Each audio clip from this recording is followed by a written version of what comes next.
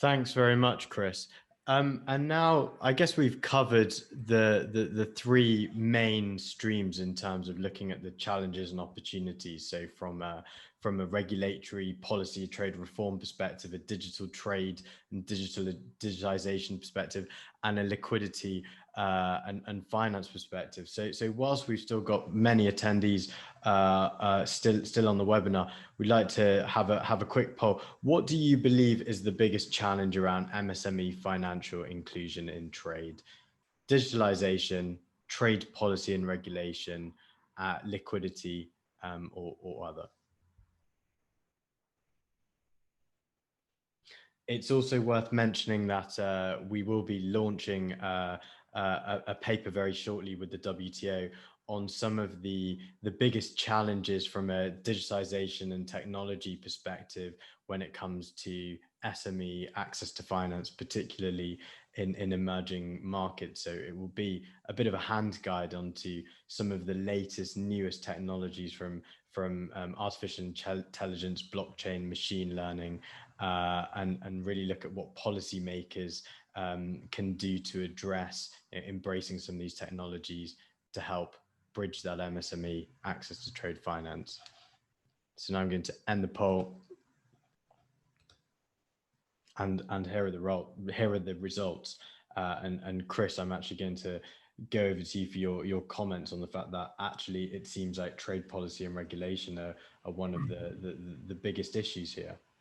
Oh, this is very interesting because we were just being shown the latest results from the Santander Trade Barometer survey, which was 1,000 companies, trading companies. About 60% of those were trading and 40% were potentially trading. And they were saying exactly the same thing. There was a lot of confidence in that there's growth opportunities out there. 50 to 60% within that survey were saying that they're confident of growth. But 40 to 50% were saying very similar thing here, that actually red tape, bureaucracy is the top priority. So I think all of this supports, I have to say, everything we're saying around the need for reform. I mean, ultimately, this is about reform and creating the right enabling environment. You know, when you see these sort of stats, this shows you where the rub is, right? This is where the friction is. And it's our job now to really focus on those friction points and try and remove them so that companies can grow and trade properly.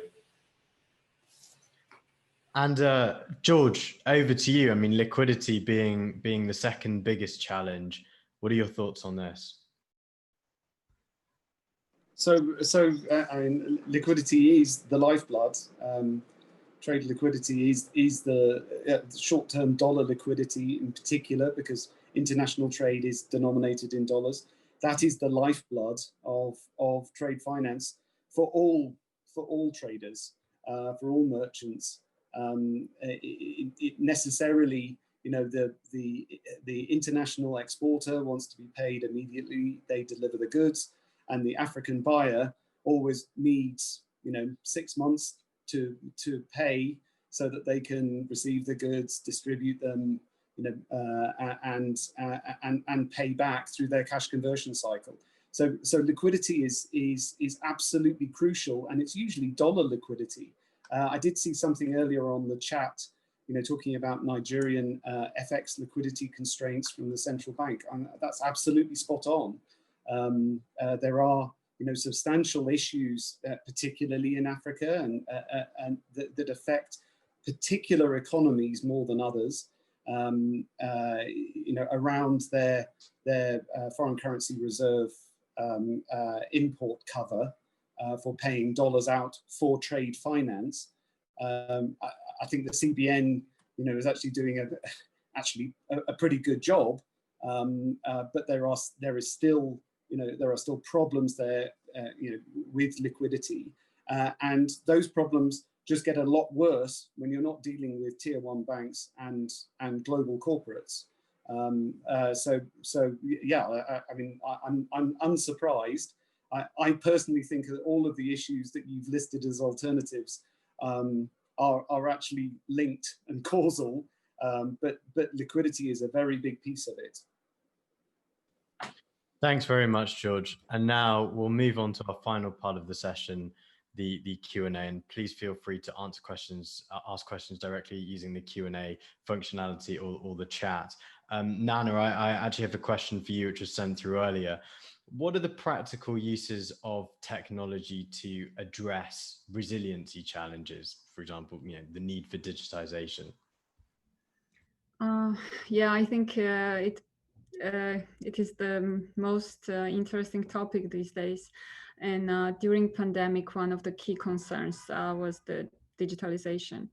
And there has been so much discussion in trade finance world for a long time on the need for digitalization. However, we believe the pandemic showed us that it's a must to have and not the nice thing to have.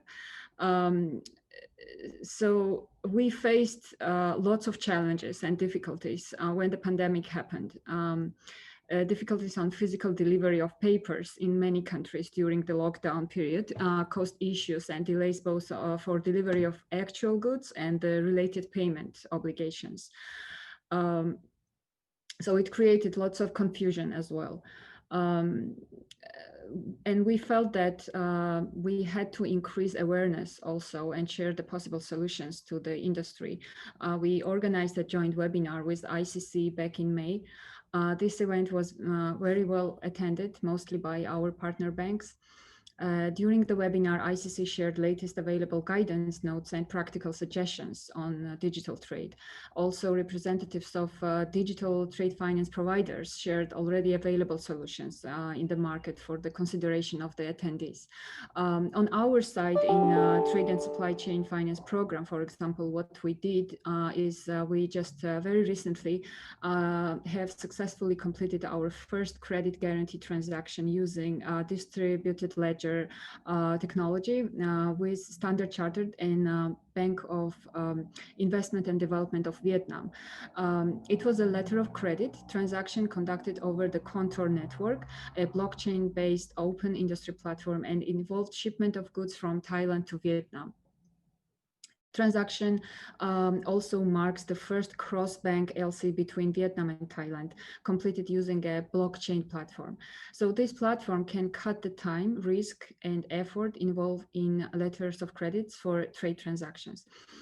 Through this platform, a transaction can happen in real time and is confirmed simultaneously to each participants, replacing face-to-face exchanges of multiple documents, and sometimes it takes several days, we all know.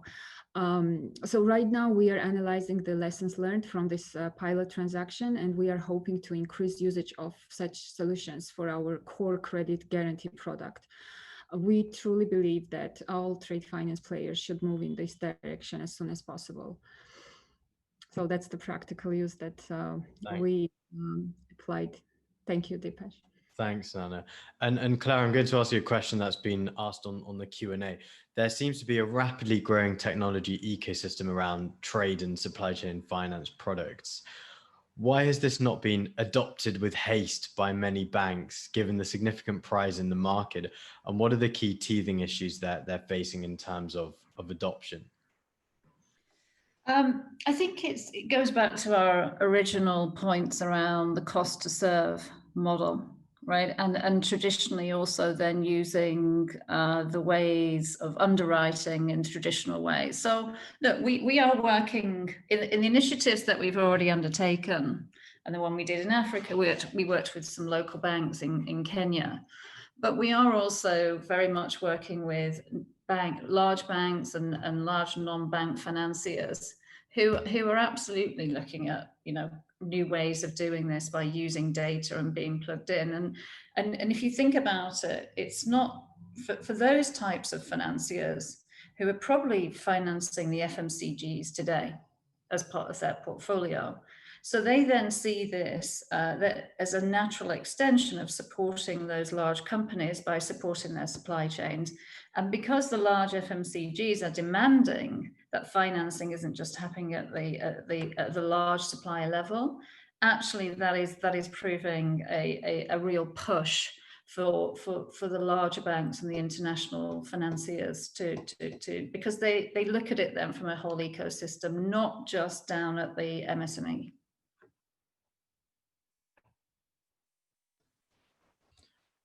Thank you very much, Claire. And that brings us to the end of today's webinar. I'd like to thank once again our incredible panelists, George Wilson at ABSA, Nana Khurodze at Asian Development Bank, Chris Southworth at ICC United Kingdom, and Claire Thompson at MasterCard. We will be republishing this video on the Tradecast section of TFG's website, so these recordings will be made available. We'll also endeavour to answer some of the unanswered Q&As through our panelists at a later stage. If you want to get in touch with myself or any of the panelists, feel free to email us directly at tradecast@tradefinanceglocal.com, where we'll filter through the questions and get the answers back to you. Thank you very much for joining us. Take care. Have a great day. Thanks.